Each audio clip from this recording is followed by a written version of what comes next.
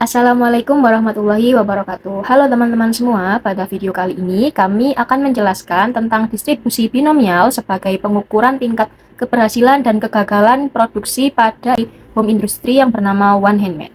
Sebelum itu, izinkan kami perkenalan diri terlebih dahulu. Dimulai dari saya, perkenalkan saya Jian Rahma dengan NIM 102 dan rekan saya. Perkenalkan, nama saya Nevita Alisha Fania dengan 3 digit yang terakhir 132. Halo semuanya, perkenalkan saya Azkia Putri Valenti dengan 3 digit yang terakhir 154. Oke, jadi penelitian ini dilakukan di produksi One Handmade atau usaha industri rumahan yang memproduksi sebuah tas yang dimana bahan-bahannya itu meliputi linen, denim, dan lain-lain.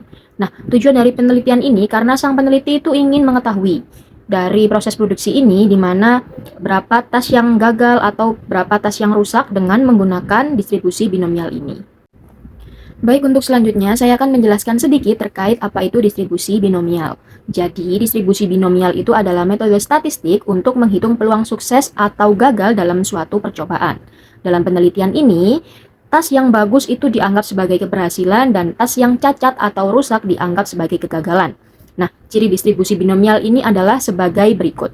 Percobaannya dihitung berulang kali, terus hasilnya ada dua kemungkinan, hanya ada dua, yaitu gagal atau sukses. Dan setiap percobaan itu tidak saling mempengaruhi dan peluang sukses dan gagal selalu tetap. Oke teman-teman, selanjutnya kita akan masuk ke slide rumus. Jadi dari kalian bisa dilihat dari slide rumusnya ya.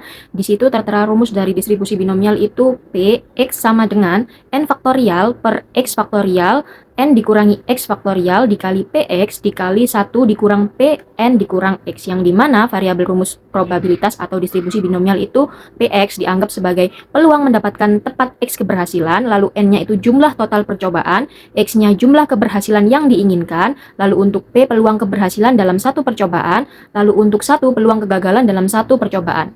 Baik teman-teman, saya akan menjelaskan tentang metode yang digunakan dalam penelitian beserta prosedur yang dilakukan oleh peneliti.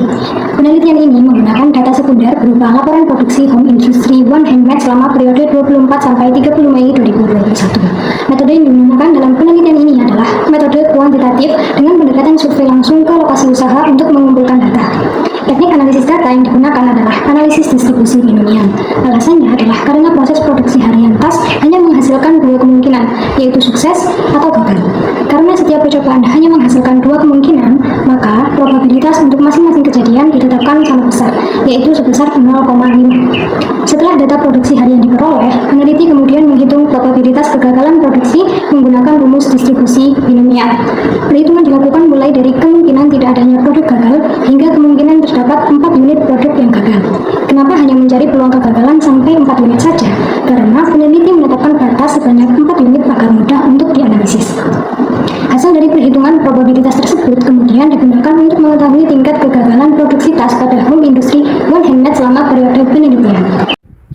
Oke teman-teman, kita selanjutnya masuk di slide data produksi harian.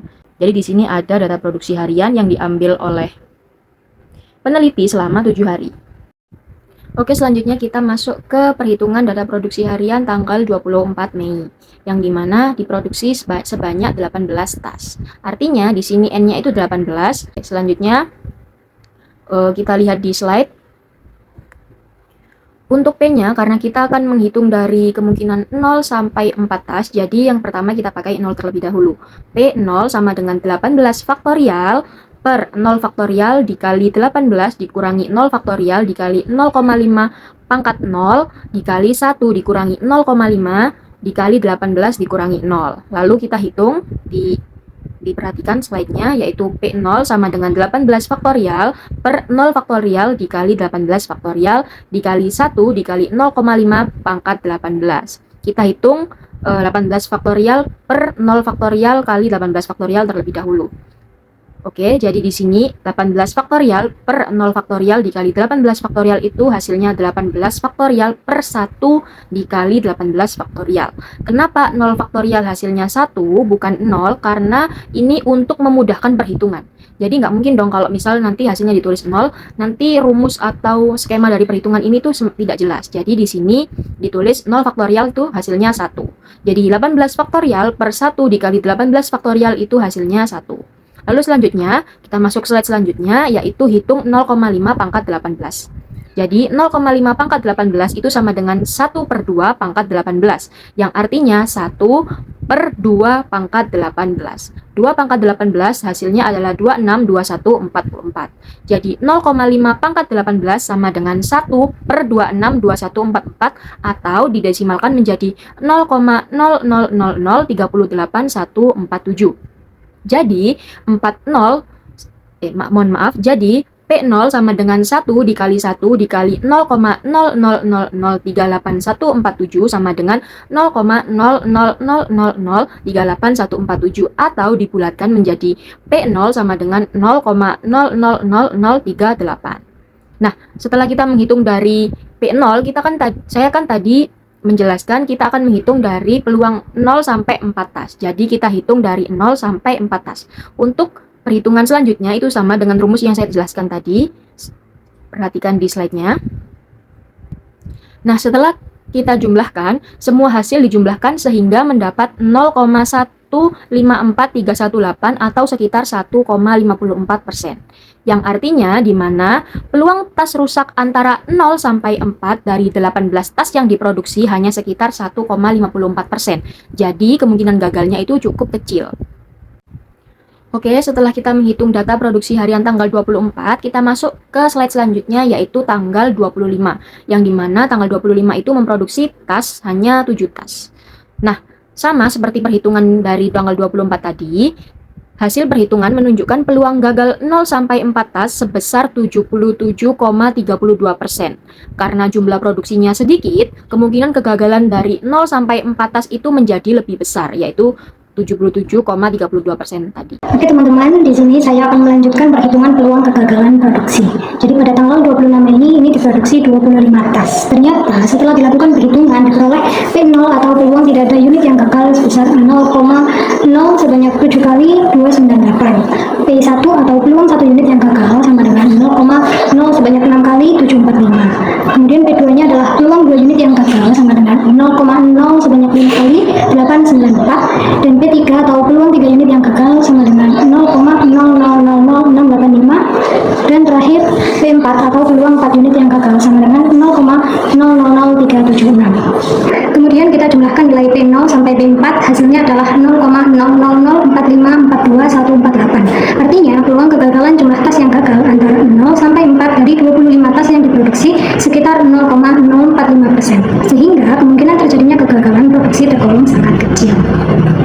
Ini adalah cara perhitungannya ya teman-teman. Jadi diketahui N yaitu jumlah produksi sebanyak 25, P atau peluang keberhasilannya adalah 0,5. Karena kita akan mencari peluang kegagalan 0 sampai 4 unit, maka kita akan mulai dengan mencari P0 atau peluang apabila 0 unit gagal.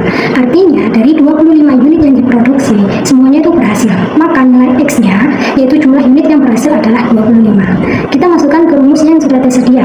P0 sama dengan 25 faktorial dibagi 25 faktorial, buka kurung, 25 dikurangi 25, tutup kurung, faktorial, dikali dengan 0,5 pangkat 25, dan dikali dengan buka kurung 1 dikurangi 0,5 tutup kurung, pangkat 25 dikurangi 25. Sehingga P0 sama dengan 25 faktorial dibagi 25 faktorial dikali 0 faktorial, dikali dengan 0,5 pangkat 25 dan dikali 0,5 pangkat 0. 0 faktorial itu bernilai 1, dan untuk angka berapapun yang pangkatnya 0, nilainya juga 1. Maka P0 sama dengan 25 faktorial dibagi 25 faktorial dikali 1, dikali dengan 0,5 pangkat 25 dan dikali 1. Sehingga P0 sama dengan 1 dikali 0,5 pangkat 25 dan dikali 1. Sehingga P0 atau peluang tidak ada unit yang gagal sama dengan 0,000000298. Kemudian kita lakukan perhitungan dengan cara yang sama untuk memperoleh P1 sampai P4. Nah, selanjutnya kita akan mencari peluang kegagalan pada tanggal 27 Mei. Diketahui N atau jumlah produksinya itu sebanyak 15 buah, dan setelah dilakukan perhitungan diperoleh hasil P0 sama dengan 0,000305, P1 sama dengan 0,00045, P2 sama dengan 0,00320, P3 sama dengan 0,01388, dan P4 sama dengan 0,04165. Kita jumlahkan seluruh nilai P0 sampai P4 sehingga diperoleh probabilitas kumulatif sebesar 0,0592105 atau sebesar 5,92%. Hal ini menunjukkan bahwa peluang jumlah tas yang gagal antara 0 sampai 4 unit dari 15 tas yang diproduksi adalah sebesar 5,92%, sehingga kemungkinan terjadinya kegagalan produksi juga tergolong relatif kecil. Nah, ini adalah perhitungan dari hasil yang telah diperoleh sebelumnya. Caranya masih sama seperti sebelumnya ya teman-teman.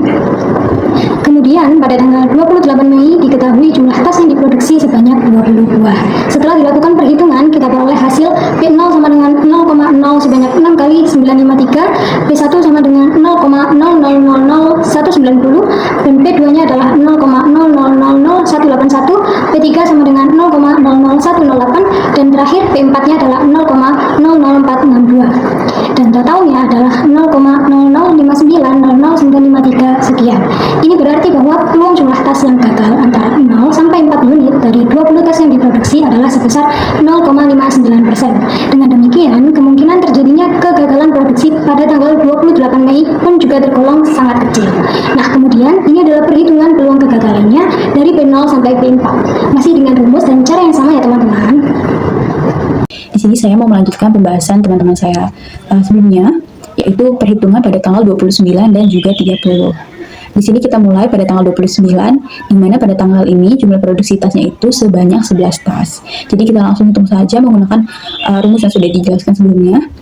Ada ketika kemungkinannya 0 atau tidak ada tas yang rusak sama sekali. Kita dapatkan hasil di sini sebesar 0,000480. Lalu kemungkinan tas yang rusak hanya 1 sebesar 0,00537. Kemungkinan tas yang rusak hanya 2 sebesar 0,02685. Kemungkinan tas yang rusak hanya 3 sebesar 0,0805, dan kemungkinan tas yang rusak maksimal 4 ada di angka 0,1611. Selanjutnya sama seperti langkah sebelumnya, yaitu kita hitung probabilitas kumulatifnya dari P0 ditambah P1, P2, P3 sampai ke P4. Di sini kita dapat hasil sebesar 0,2743. Itu untuk perhitungan pada tanggal 29. Untuk selanjutnya kita hitung pada tanggal 30. Di sini produksinya itu meningkat menjadi 30 tas dan juga menjadi yang paling tinggi di dalam penelitian ini. Jadi masih menggunakan rumus yang sama juga. Untuk kemungkinan tas yang rusak 0 atau tidak ada sama sekali, di sini ada di angka 0,00000000932. Ada 9 angka 0 di belakang koma, berarti nilai itu sangat amat kecil. Lalu ketika kemungkinan tas yang rusak hanya 1 sebesar 0,000000279, kemungkinan tas yang rusak hanya 2 ada di angka sebesar 0,000000405, dan kemungkinan tas yang rusak hanya 3 ada di angka sebesar 0,0000378, dan kemungkinan tas yang rusak maksimal 4 ada di angka 0,0000255. Sama seperti sebelumnya juga dihitung di sini probabilitas kumulatifnya dari P0 sampai ke P4 kita jumlahkan ada di angka 0,0000297. Kalau di sini kita bisa lihat angkanya tuh kecil banget ya, jadi di belakang koma nolnya masih banyak, ada 4 nol. Artinya ketika produksinya itu mencapai 30 tas, kemungkinan tas yang rusak di rentang 0 sampai 4 itu sangat kecil, hanya sekitar 0,002%.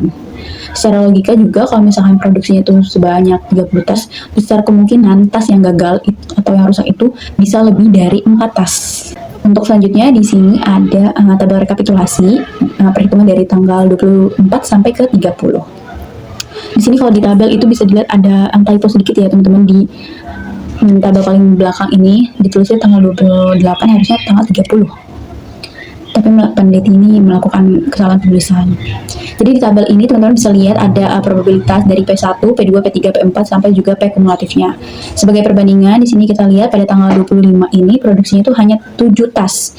Maka probabilitas maksimal 4 itu sangat besar. Berbeda jauh dengan tanggal 30 yang tadi kita hitung, yang produksinya itu mencapai 30, di mana kemungkinannya tas yang rusak maksimal 4 itu sangat kecil. Jadi semakin besar produksi, maka semakin kecil juga kemungkinan tas yang rusak itu maksimal 4. Lalu selanjutnya di sini ada juga kendala yang dihadapi oleh peneliti. Sebenarnya di sini peneliti menulisnya tidak banyak kendala ya, tapi karena sistem produksinya itu bergantung pada pesanan customer, mengakibatkan perusahaan itu tidak memiliki banyak stok, terus juga jadwal produksinya jadi tidak menentu.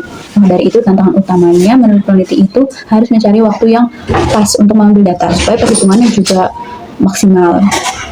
Oke, dari penjelasan saya dan rekan-rekan saya tadi, dapat saya simpulkan bahwa tingkat kegagalan produksi di One Handmade ini tergolong cukup kecil, dan distribusi binomial ini cocok digunakan untuk menghitung peluang keberhasilan atau kegagalan dalam suatu produksi. Jadi melalui distribusi binomial ini, peneliti bisa mengetahui kemungkinan keberhasilan atau kegagalan produksi secara lebih terukur. Baik, sekian dari penjelasan kami.